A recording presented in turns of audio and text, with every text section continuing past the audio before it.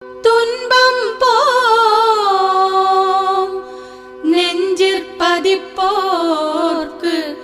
செல்வம் பலித்து கதித்தோங்கும் நிஷ்டையும் கைகூடும்